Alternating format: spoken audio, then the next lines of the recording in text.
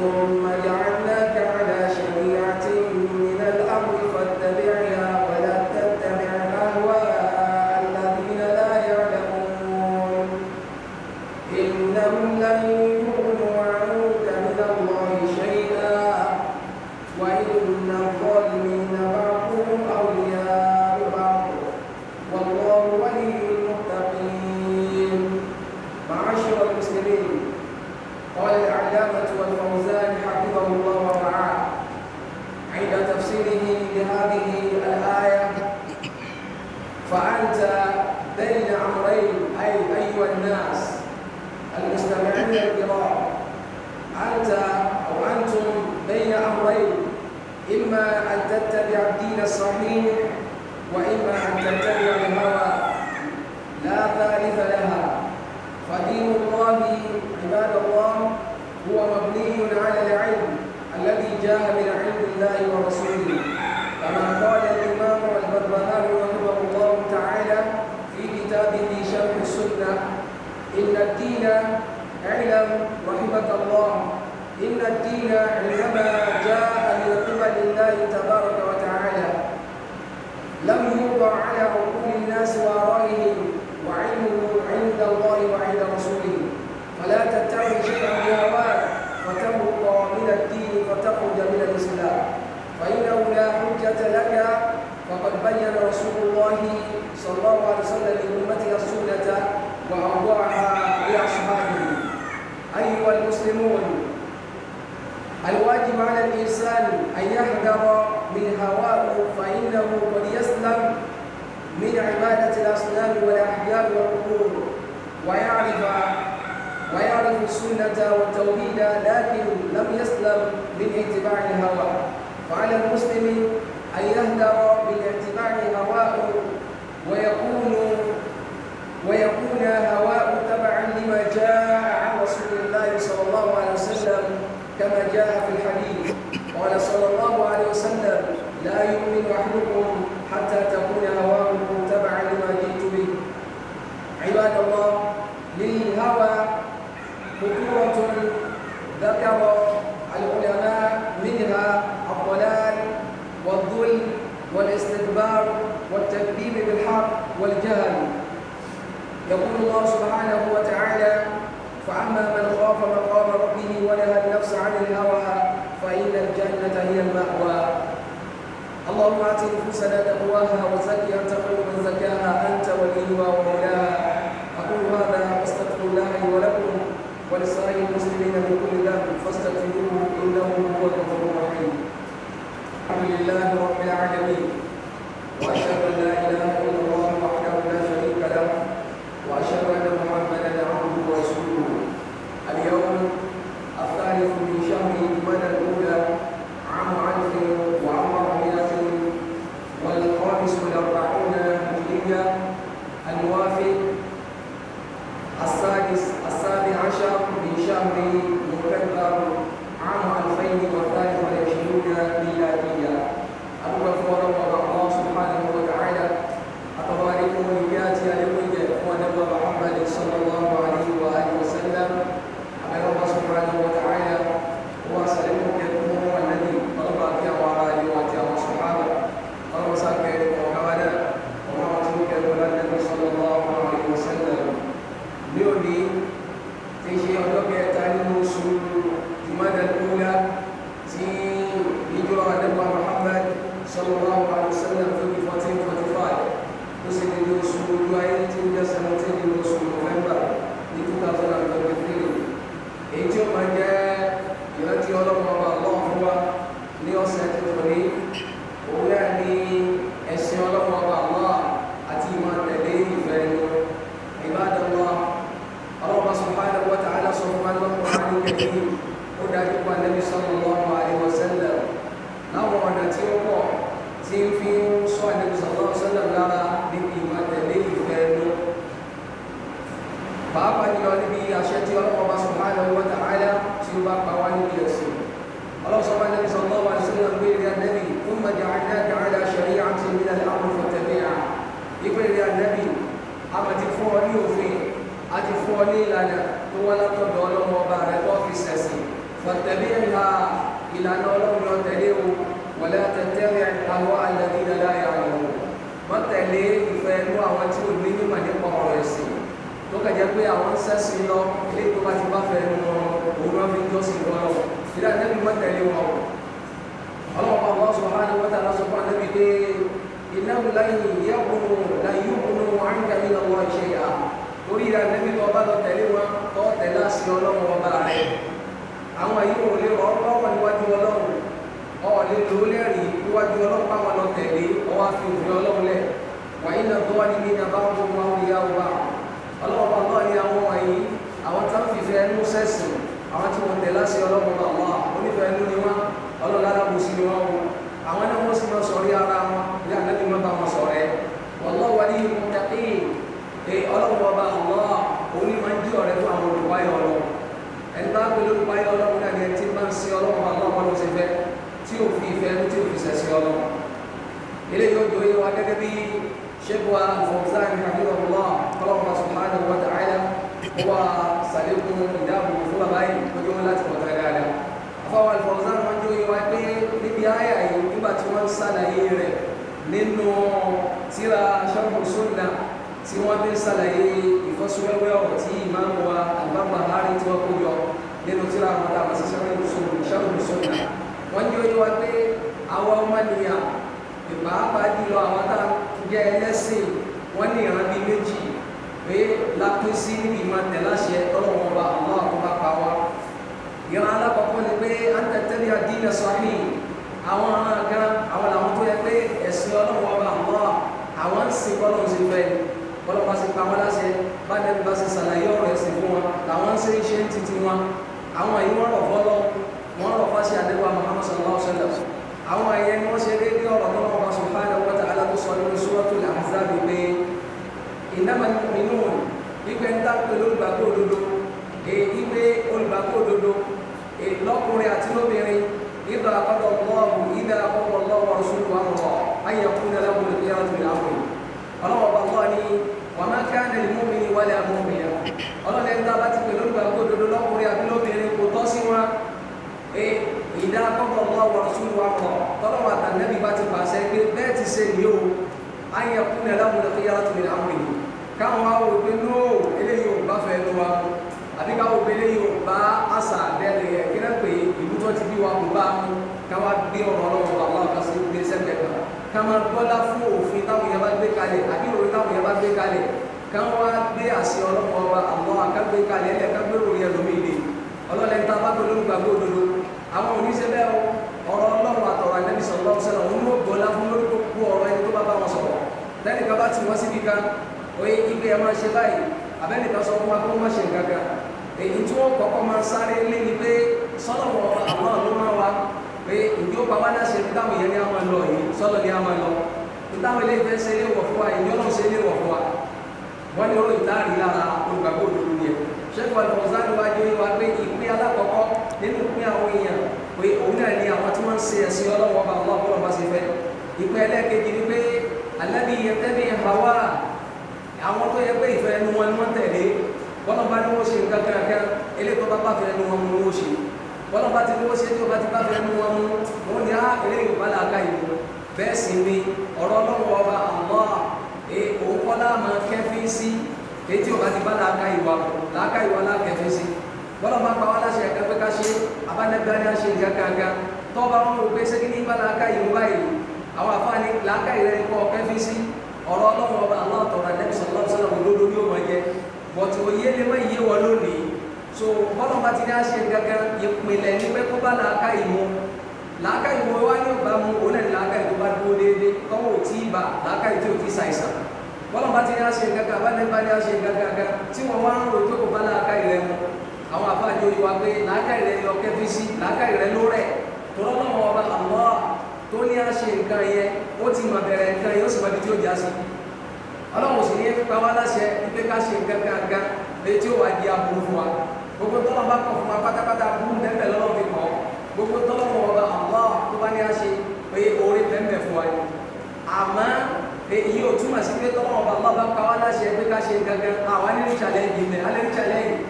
àmọ́ challenge yẹn àlẹ́ torí ẹ̀ kó wá yí wa padà èmi máa ń mú alápèjúwe pé iṣẹ́ tó ní kálukú wa tá à ń ṣe tá a fi jẹ tá a fi mú tá a bá wo wàhálà tá à ń ṣe bí àdìfẹ́ ṣiṣẹ́ mọ́ pàápàá jùlọ ẹni tí ń ṣiṣẹ́ oṣù yóò ti jí ẹnu yóò ti jí látàárọ̀ yóò lọ síbi iṣẹ́ yóò wo ẹwu wàhálà tí ń bá sùn tó bá torí wàhálà yẹn tó wá ní ha èdè lọ bí iṣẹ́ mọ́ sẹ́kọ̀ọ́ lè jẹ́ sábà bí débi òbí wa àmọ́ tó bá ronú pé gbogbo wàhálà tí ń ṣe iná tó bá má ti parí oṣù tó bá má fún mi lẹ́tọ̀ọ́ mi èyí má gbàgbé pé mo ṣe wàhálà ẹ̀dá kò lórí ọ̀rọ̀ alámọ̀rí ayé so èyí wàá ṣe farada èyí ṣe farada ń bẹ̀rẹ̀ gbogbo challenge tá a bá rí di ọ̀rọ̀ ayé challenge tá a bá rí di ẹ̀sìn ọlọ́wọ́ tó sì jẹ́ pé ẹ̀sán tọ́lọ́wọ́ ọba Allah tí ó sàn wá lórí gbogbo challenge tá a bá rí di àṣẹ rẹ̀ tó bá pa wá pé ó ga ju challenge tá a lárí ẹ̀ lọ ọlọ́wọ́ bàbá ní táwọn yẹn bá wà jẹ́ nẹ̀dá ọlọ́wọ́ ni wọ́n sọ wọn pé wọ́n jà záwù bí ma sọ́gbà wù jẹ́ nẹ̀dá wà àríyọ̀ sùúrù yìí tẹ́ ṣe ìfaradà yìí tẹ́ ṣe àwọn àsìkò yìí tẹ́ lò fọ́lọ́ àsìkò mú pólísì àwọn àkàndìde àrọ́jú fọ́lọ́ ọba Allah wá kí o mùsùlùmí tí òkúkò ní kí o ibi tí ẹni lọ lọ́pọ̀ ni ibi tẹ́ fi sílẹ̀ lẹ́ ti bá so tó bá díjọ́ pínlẹ̀ àkìyà màsẹ́bì kan lọ́wọ́ wa tó wá sí alìfikanna kò lè rí bẹ́ẹ̀ o ọlọ́wọ́ bá lọ́wọ́ bá díjọ́ pínlẹ̀ àkìyà mà ìfaradà tẹ́ ṣe fún mi wájà záwù bí ma sabaru jannatan wa harira ọlọ́lá jẹ́nà láti ṣe kéde láti ṣẹ̀sán fún mi ìgbà tí lọ́mọ ìwúrẹ́ rẹ̀ ni pé gbogbo tọ́nà bá ti pa wá láṣẹ pé ká ṣe é ó máa bá làákà ìmú ni gbogbo làákà ìtí ó bá ti bá mu làákà ìyẹn ló rẹ̀ kìí ṣe òfin ọlọ́wọ́ ọba Allah lóní kéde lóní challenge ibadallah ṣẹ́gun Al-Fawzan ni ó wá pé ibi àyà yìí ìtọ́lọ́ ń sọ̀rọ̀ ìfún àmì ẹni pé ó pín àwọn ìran èèyàn tá ń tẹ̀ láṣẹ òun ó kún wá sí ọ̀nà tí méjì ẹni tí ń tẹ̀ láṣẹ ọlọ́wọ́ ọba Allah bọ́lọ́ ṣe fẹ́ tó sì ṣe faradà àti ẹni tí ń tẹ̀lé fẹ́ ẹnu rẹ̀ pélé tó bá ti bá fẹ́ ẹnu mi mu ní ìmọ̀ ṣe wọ́n ní kò sí ẹlẹ́ẹ̀kẹta ń bẹ̀ ilé ìyẹn méjì yẹn náà ni ọlọ́wọ́ sọ fún ẹnẹ́bí pé ìrẹ́ ẹnẹ́bí mẹ́tẹ̀ láwọn onífẹ́ ẹnu o àwọn onífẹ́ ẹnu wájú ọ̀gbìn àti àmọ́ òdìrọ̀ ọlọ́wọ́ níwájú ọlọ́wọ́ ọba Allah kásì ẹ̀sìn lọ́wọ́ ọba Allah bó bá ṣe fẹ́ àbí bí bó bá ṣe yọ ọmọ sí màá ṣe ọ̀dọ̀ sí mi fadilullahi mabniyyun ala al-ilmi alladhi jaa min Allahi wa rasulihi sẹ́rẹ́ sí ọlọ́wọ́ Allah tí ó bá ṣe tẹ́yìn òní sẹ́sẹ́ o ọ́ ṣe pẹ̀lú ìmọ̀ ọlọ́run ìtọ́lọ́run bá ti ṣàlàyé fún ọmọ Kùránì bí ọ ṣe òun lọ́ọ́ máa ṣe ìtànẹ́bí bá ti ṣàlàyé fún ọ bí ọ máa ṣe òun náà lọ́ọ́ máa ṣe má fi èèyàn kan kọ́ sí ẹ̀sìn rẹ lẹ́yìn àdébà Muhammad sallallahu alaihi wasallam ẹni tó tún lè fi kọ́ sí ẹ̀sìn rẹ òun náà lẹ́ni tó bá dúró lórí ìlànà tá àdébí bá wà sallallahu alaihi wasallam òun lọ́wọ́ kò lárúkọ àrùkọ sí dáadáa Ibadallah Sheikh Al-Barbahari rahimahullah ta'ala nínú tírà wọn táwọn sí Sharh Sunnah wọ́n sàlàyé báyìí fún wa pé ẹ̀yìn ìlànà rahimahullah lọ́mọ ilé ẹwú ọlọ́wọ́ ọba kọ́lọ̀ mọ́sàbá yọrù sí ọ kọ́lọ̀ yọrù sẹ́ni kọ̀ọ̀kan wa wọ́n jẹ́ oyé wa pé innama inna ad-dina wọ́n ní ẹ̀sìn ọlọ́wọ́ ọba Allah táwọn sí ẹ̀sìn Islam innama jaa min qibalillahi tabaraka wa ta'ala àtọ̀dọ̀ ọlọ́run ló ti wá o àtọ̀dọ̀ ọlọ́wọ́ ọba Allah dàrẹ́tì ló ti wá lábí yóò wà á lẹ òkú ní nẹ́ẹ̀sì wa ọ̀rọ̀ yìí ọlọ́run ò gbé ẹ̀sìn rẹ̀ lórí ìròrí ẹnìkan bíbẹ́ tọ́lọ́ bá ti wá sọ àwọn abẹ kílẹ̀ rí sí rárá o kílẹ̀ rí sí kọ́ òye èèyàn máa ń ní tó tọ́sọ mission fọlọ́mọ ọba àlọ́ àti wọ́n tó bá ti ṣe Islam ọwọ́ gbà fọlọ́mọ náà yẹn ni ọlọ́run yá lọ́lẹ̀ dín náà mọ̀ ọlọ́run pé yóò gbàgbé òdodo ó ní kò ló fi sẹ́mi káàfà ẹbẹ́ bá fẹ́ ṣe Islam yẹn máa ń ṣe Islam tán yẹn má ṣe Islam àbọ̀ oye Islam 100% ní ọgbìyànjú kọ́ lé kọ́ ọba ti wá rí ilé sáma sáré rẹ̀ ọlọ́run ọba àbá lè wá wà ánú sí ọ àmọ́ kọ́ wọ́n wò pé ọlọ́run ọba pé ọba aláàánú lọ́lọ́run lè àìlèṣe Islam tó ọlọ́run ọba àbá ṣe fẹ́ wọ́n ti gbìyànjú ṣe bọ́rọ̀ aláàmọ̀ ní ayé tó yẹ pé gbogbo ẹni bá lé kọ́ ní máa rí ṣe gbogbo ẹni kálukú wa náà là ń sáré rẹ̀ àtẹni tí ó rí à ń dààmú ara wa lórí ọ̀wọ́ ayé ó sì sú ọ̀ fún gbogbo wa yàmá àmọ́ ìyá mo sú ọ̀ fẹ́ fún ọdí wa nípa báyìí wọ́n ní ẹ̀sìn ọlọ́wọ́ bá lọ́ àtọ́dọ́ ọlọ́wọ́ bá lọ́ lójú wa ọlọ́wọ́ gbé kalẹ̀ lórí ìròrí ẹnìkan o àbí ìfẹ́ ẹnu ẹnìkan o ọlọ́wọ́ gbé kalẹ̀ bẹ́ẹ̀ wa inda Allahi wa inda rasulihi ẹ̀sìn wa yẹ́sì Islam nítorí yàtọ̀ sí gbogbo ẹ̀sìn tó kù òun náà ní pé ìmọ̀ kó láti ṣe ọlọ́wọ́ ọba Allah subhanahu wa ta'ala ló là kalẹ̀ fún wa ó sì ní ká Nabi sàlàyé rẹ̀ wa sallallahu alaihi wasallam afáàní wala tattabi shay'an bi hawaka fatamruqa min ad-din fatakhruja min al-Islam ó ní wọ́n ṣe kankan kanú Islam pẹ̀lú fẹ́nu tó bá fẹ́ kí wọ́n wá di bọ́lọ̀ wọn bá lọ́sí ní akérò tó bá gbáwẹ̀ dàrú bọ́lọ̀ wọn bá lọ́sí ní agbáwẹ̀ kó tó fi dórí ìmúra bẹ́ẹ̀ bá fẹ́ múra nínú ẹ̀sìn múra tẹ́ yóò gbalára ó ṣe bọ́lọ̀ wọn bá Allah subhanahu wa ta'ala sí gbé kalẹ̀ bá Nabi sallallahu alaihi wasallam ní múra tàṣà múra ní múra ti dílé pé báwa ti máa múra láàyè wa ní rárá o bẹ́ẹ̀ sì ṣe gbé kalẹ̀ bí ọmúra lọ́gbọ̀n múra tó bá fẹ́ gbẹ ládàá wọn jọ lọ bẹ́ẹ̀ náà ni gbogbo ojú ọ̀sìn tó bá fẹ́ ṣe pátápátá má ṣe pẹ̀lú fẹ́ẹ́nu ṣe pẹ̀lú kíni bọ́lọ́wọ́ Allah subhanahu wa ta'ala bó ṣe fẹ́ ìfaradà lẹ́sẹ̀ ọlọ́wọ́ Allah àbájọ yọ apẹfà yìí náà wúlẹ̀ àmú jẹ́tẹ̀lá faqad bayyana rasuluhu sallallahu alaihi wasallam li ummati sunnata wa wada'aha li ashabi wọ́n ní torí gbogbo ń tánpẹ̀ lẹ́sìn pátá káàdé bí o tó máa lọ lọ́wọ́ subhanahu wa ta'ala ti ní kó sàlàyé rẹ̀ tó máa lọ ọ̀kan náà wọ́n sàhábà nípa Muhammad sallallahu alaihi wasallam bóyá Abu Dharr wọ́n sàlàyé fún wa pé kò sí nǹkan kan tó sẹ́kù táni Nabi sallallahu alaihi wasallam sàlàyé bí ọ̀rọ̀ ẹ̀sìn káàdé bí o tó máa lọ kódà ibi táni Nabi sàlàyé gbogbo nǹkan báwọn dé táwọn bá yọ̀ lọ pẹ̀lú Nabi sallallahu alaihi wasallam táni Nabi bá rí bí ẹyẹ ẹ̀ka fò lókè sábà tí màkà bá yẹ tó bá wà ń bẹ tó bá yẹ káwọn ọmọ tọ́lọ́wọ́ bá lọ́ọ̀ bá fẹ́ káwọn ọmọ anabi ó sọ fún àwọn pé sẹ́rẹ́ yẹn tó fò yìí o ọlọ́run fẹ́ kẹ́ kẹ́kọ̀ọ́ kan látara rẹ̀ pé anabi wa sallallahu alaihi wasallam tó gbọ́rọ̀ débi pé bàbá wa pẹ́lẹ́tì ẹ̀kọ́ tá lónìí ṣé gbogbo àwọn ọ̀rọ̀ tó kù náà lànàbì wa ní sàlàyé fún wa tó bá rí nǹkan lórí táwọn afáǹsẹ̀ fanfà lórí ẹ̀ ìwọ má dára rẹ̀ láàmú ìwọ sá ti béèrè lọ́dọ̀ ọ̀kan náà àwọn afáàtà ń fa yẹ pé owó lànàbì ṣe nínú tẹ́ǹfà mọ́ra yín lọ́wọ́ yìí ẹja ṣe tọ́lọ́wọ́ ọba Allah àkóbìnrin àdẹ́kùn Muhammad sallallahu alaihi wasallam toró òun náà ni ó máa já síwájú wájú ọ̀gbẹ̀dẹ̀ àgbéyàmà wọn ò ní máa fún èmi àti ẹ o wọn ò ní máa ṣe é wúwa wọn ò ní mẹ́kẹ́ kẹta bìlọ́ǹgì sí o anabi sallallahu alaihi wasallam òun ni ó jẹ olùgbà wà lẹ́jọ́ ọ̀gbẹ̀dẹ̀ àgbéyàmà ẹni tá anabi ó wá síbẹ̀ òun náà ni ẹni tí máa ń tẹ̀lé lánàá anabi sallallahu alaihi wasallam ìlànà anabi ní ẹjẹ́ àfi ṣe ẹ̀sìn ọlọ́run ọba lọ àwọn abájọ yìí wá pé àríwájú wálé ní sáà ayé àdáwà min hawa wọ́n ní tó jẹ́ ọ̀ràn ìyàfẹ́ mi àti òun náà ní pé ẹja sọ́ra níbi ìfẹ́ ẹnu wa kò sẹ́ni tí ò ní fẹ́ ẹnu àmọ́ ìfẹ́ ẹnu tá a bá ń lò wọ́n ní kẹ́ ẹja gbìyànjú pé ẹja máa tẹ ìfẹ́ ẹnu wa mọ́lẹ̀ fófin ọlọ́wọ́ ọba Allah subhanahu wa ta'ala má fi fẹ́ ẹnu sẹ́sìn ọlọ́wọ́ ọba Allah má kírun pẹ̀lú ìfẹ́ ẹnu eléyìí tó bá rọ ọlọ́run lọ́ọ̀kì èyí tó bá rọ ọlọ́run ọ̀nìkì àwẹ̀ tó bá rọ ọlọ́run lọ́gbà èyí tó bá rọ ọlọ́run ọ̀nìgbà bó bá tiẹ̀ jẹ́ pé ọlọ́wọ́ ọba Allah ó tiẹ̀ fi ìdẹ̀kùn síbi ọ̀rọ̀ tààwẹ̀ ó lẹ́ni ó bá rẹ̀ nu wa abẹ́ni tí ń ṣe ìrìn àjò nu wa ó lè fà wẹ́lẹ̀ àmọ́ ọ̀sán padà pé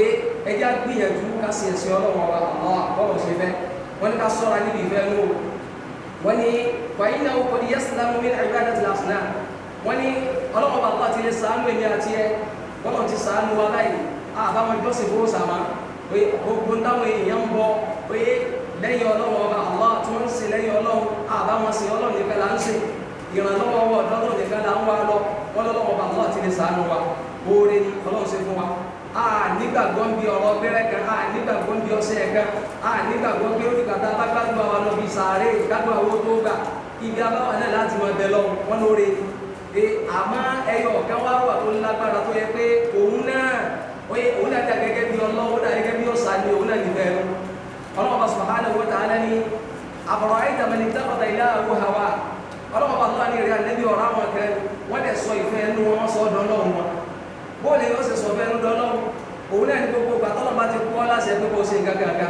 tó kọ́kọ́ wá gbé sínú ìfẹ́ ẹnu rẹ̀ náà gbé sékì ní ìdẹ̀ pọ́sibù báyìí ìtọ́lọ́ bá ti kọ́ láṣẹ pé kò ṣe ó pọ́sibù lọ́nà fi kọ́ láṣẹ pé ó ṣe pé ó wàá ṣe kó bá ṣe lágbára ma èyí torí pé ọ̀rọ̀ alámọ̀rí ọ̀rọ̀ ayé tó ń sáré káàkiri yìí tí ò sú ọ̀fọ̀ yìí pé omi ọ̀rọ̀ ọlọ́mọ ọdẹ ń dààmú ara rẹ lórí ẹ̀jọba àbẹ́rẹ́ nǹkan ọmọ mi ń bẹ pé nítorí pé ó fẹ́ ọmọ kan sọ fún mi náà kí ló ń pè ọmọ gé wu àgẹ ó lọ sí yunifásitì admission èyí tó wá rí kọ́ọ̀sì tí wọ́n fún kọ́ ló fẹ́ yàrá mùsùlùmí ó wá rí bíìtì odidi ọdún kan kọ́ọ̀sì tó kọ́kọ́ fọdún kan ṣe ó tún ṣẹ̀ṣẹ̀ wá lọ ṣe jáàmù mi ó fi wá rí kọ́ọ̀sì tó fẹ́ gbà yẹn ó ṣe áṣegé ní orí ìgbà ni wọ́n sọ fún bíbí ìlànà ẹni tí wọ́n sọ ìgbà tó wá kí bíbí náà ní ti sọ wọ́n sọ fún tó wáyé pé ilé kéwú ni wọ́n bá ti ní kọ́ rìpíìtì lọ́dún kan báyìí ó ní rìpíìtì o pé torí kọ́ọ̀sì tó sábẹ́ ṣe yẹn nígbà yunifásitì ò ti fún ọ yẹn ọwọ́ awẹ́sì odidi ọdún kan kíkà ní kọ́ọ̀sì yìí iṣẹ́ tó sábẹ́ rẹ̀ bẹ́ẹ̀ lómi ìṣe máa ń ṣe nìyẹn alọ́mọ ẹ̀yà kan ó ti padà jáde láyé ní ìsìn kọ́lọ́ bá lọ́wọ́ sábà kẹ́ kọ́ọ̀sì tí wọ́n lé káàkiri pé musáfẹ́ lé báyìí ní kó fi ṣe jáàmù kìí ṣe ẹ̀ máa hàn wọn wọn ò sá fún kọ́ọ̀sì yẹn nígbà tí ọlọ́wọ́ ọba lọ́wọ́ padà wá kádàrá tí wọ́n fún ní kọ́ọ̀sì tó fẹ́ yẹn ojú bí ọdún ilé ìlú padà jáde láyé oye nípa aláìjẹba mùsùlùmí ọ̀rọ̀ ayé alélélélélé àmọ́ ìfẹ́ ṣe wàhálà lórí ọ̀rọ̀ ẹ̀sìn bẹ́ẹ̀ sì ni ẹ̀sìn yóò ṣe kù wa kò sí nǹkan kan tó fà á tó ju kíni lọ tó ju ìfẹ́ inú làwọn èèyàn lò lọ ẹ dàpọ̀ ẹja sọ́ra fún ìfẹ́ inú wa àwọn afáàjọ wa pé alẹ́ mùsùlùmí ayé àdáwà mi ní ìsìláyé hawa wà yakunu hawa taban lima jaa an rasulillahi sallallahu alaihi wasallam kama jaa fi alhadith qala la yu'minu ahadukum hatta takuna hawa taban lima jitu bi wọ́n ní tó dáa fún àwọn tàbájẹ́ mùsùlùmí òdodo òun náà ní pé gbogbo òfẹ́ inú wa ẹja gbìyànjú ẹja máa tẹ̀ ẹ́ mọ́lẹ̀ fófin ọlọ́run ọba Allah kọ́lọ̀ bá kọ́ dáṣẹ pé nǹkan báyìí ní kọ́ jẹ pé tó sì jẹ́ pé nǹkan yẹn kọ́ lọ́n jẹ tẹ́lẹ̀ wá rọ́tú ilé fọlọ́ ni ọmọ jẹ ẹni ọjẹ́ lórí ọlọ́run ọba Allah àdéhùn Muhammad sallallahu alaihi wasallam anábì ní la yu'minu ahadukum ìgbàgbọ́ yóò ti gbé o hatta takuna hawahu taban lima jitu bi anábì nígbà tí ìfẹ́ ẹnu yín tẹ́ bá tẹ ìfẹ́ inú yín mọ́lẹ̀ lórí tẹ́bí ànábì mú wá sallallahu alaihi wasallam òun ní ìgbàgbọ́ yóò tó pé ìtumọ̀ rẹ̀ ní pé kí ní iye ìfẹ́ jẹ́ tẹ́lẹ̀ ànábì Muhammad sallallahu alaihi wasallam wá sọ fún wa pé àbí kí ní yíò ọ̀ máa ń jẹ́ ànábì pélé wọ̀ bóyá ẹni tí ń ṣe zinẹ́rìsì abẹ́ni tí ń mú tí abẹ́ni tí ń jalè ọ wá gbọ́ pé ànábì sallallahu alaihi wasallam ní aburú ńlá ní o kéèyàn máa ṣe nǹkan yìí ọ wá torí ipa ànábì sallallahu alaihi wasallam ní òdà wá fílẹ̀ kìí ṣe pé ọ̀rọ̀ opportunity láti ṣe ẹlòmíì ní sè zina ń wù ṣe kò opportunity rẹ ẹlòmíì ó lè ń wù jà kò opportunity rẹ irú rẹ ìtọ́ bá fi zina lẹ̀ abọ́ fi wẹ̀ ṣẹ̀ kán lẹ̀ nítorí pé ọ̀rọ̀ opportunity rẹ ọ̀ ní balada wájú ọlọ́run o tẹ̀ láṣẹ ọlọ́run o pé ní èèwọ̀ o ẹni tó bá fi nǹkan èèwọ̀ lẹ̀ nítorí ọlọ́run pé ilé èèwọ̀ òun ó fún ní ládàá wájú ọlọ́run ọba wọn so kábẹ́rù ọlọ́run ọba subhanahu wa ta'ala gbogbo ń tábà fẹ́ ṣe ẹ má jà fìfẹ́ ló ṣe eléyìí tí àwọn afáàkà nínú aburú ti fẹ́ẹ́ nu máa ń kó báyìí alákọ̀ọ́kọ́ ní máa ń sin ní lọ́nà gbogbo ẹni tí máa ń tẹ̀lé fẹ́ẹ́ nu oyè yóò kú olójú ọ̀nà ọ̀rọ̀ Allah ẹlẹ́ẹ̀kejì ìfẹ́ nu máa ń sọ ní ìdálábòsí ẹlẹ́ẹ̀kẹta ìfẹ́ nu máa ń sọ ìyẹn lórí ìgbéraga gbogbo ẹni bá ti ní fẹ́ẹ́ nu àwọn tá a sọ yìí ó ní àrùn ní o oyè dókítà akẹ́kọ̀ọ́ ní owó ọlọ́wọ́ ọba Allah ní owó sàwọ̀ níbi kóhun náà máa bẹ ọlọ́wọ́ ọba Allah bákan náà nínú aburú ti fẹ́ẹ́ nu tí wọ́n kó báyìí òun náà ní pé ìgbà pè ọlọ́wọ́ ọba Allah ní rọ́ tọ́ba ní ẹja ṣe nǹkan báyìí ọ̀la àwọn olèṣẹ́ òkúlẹ̀ ayé òbá làwọn wà ó pé ìfẹ́ nínú aburú tí máa ń gbé báyìí òun náà ní pé ìtọ́nà ọba ló pèlè wọ̀ èyí máa pèlè wọ̀ ẹja wo lẹ̀ yorùbá dá wa yìí wọ́n lè sọ pé nǹkan báyìí ọ̀gbọ́dọ̀ jẹ́ pé tọ́ba jẹ́ nǹkan báyìí ní oṣù ọ̀gbà ẹ̀rí dà lórí ẹ̀ pé ìfẹ́ nínú náà pèlè ìtọ́nà ọba lọ́ba ní anígbàgbọ́ sí ni kí àwọn náà ká gbìyànjú ká nígbàgbọ́ sí ọlọ́ba lọ́ba ni wọ́n kọ́ fa fàámà mẹ́rin kọ́ fa màkọ́ ọmọ rọ́bì ọlọ́ba lọ́ba ni gbogbo ẹni tó bá páyà kún ó pàdé wọn lọ́njọ́ kan wọ́n ha nafsa ani hawa ó wá jagun ìfẹ́ inú rẹ̀ ó bá ẹ̀mí rẹ̀ jà kò jẹ́ kí ìfẹ́ inú kọ̀ntró fa inna al-jannata hiya al-ma'wa yóò wà jẹ́ lọ́rọ̀ kí n dàgéjì rẹ̀ ẹni ó bá ti tẹ̀lé fẹ́ inú rẹ̀ iná ọlọ́run ọba Allah ló ń tọ̀ wọ́ ẹjá gbìyànjú ẹ̀sìn ọlọ́run ọba Allah ìrọ́jú ló bá dé o ìrọ́jú ló bá dé pé òsìsí nǹkan kan tá a ṣe ń torí ọlọ́run ọba Allah tọ́lọ́run ní fún aládàá lórí ẹ̀ ẹ má jẹ́ àṣẹ̀ṣẹ̀ pẹ̀lú fẹ́ẹ́ pé ẹ má jẹ́ àtẹ̀lé àwọn ẹ̀dọ́ ọlọ́wọ́ ọba Allah pé ká máa wá fi sẹ̀sìn wa ibi tí lágbájá bá ṣe ní ṣe afa àkọ́kọ́ lọ́wọ́ wọn sí wa anábọ̀ Muhammad lọ́wọ́ sí wa sallallahu alayhi wa sallam mo bí ọlọ́wọ́ ọba subhanahu wa ta'ala fẹ́mi àti ìfẹ́ ẹnu kọ́lọ́mọba subhanahu wa ta'ala kọ́lọ́mọ ju gbogbo yẹn ọ̀gá wa o ìfẹ́ ẹnu kọ́lọ́mọba Allah subhanahu wa ta'ala fẹ́ ní kọ́lọ́mọ sàgbogbo fẹ́ ní ọ̀gá wa Allahumma ati nufusana taqwaha wa zakkiha anta khayru man zakkaha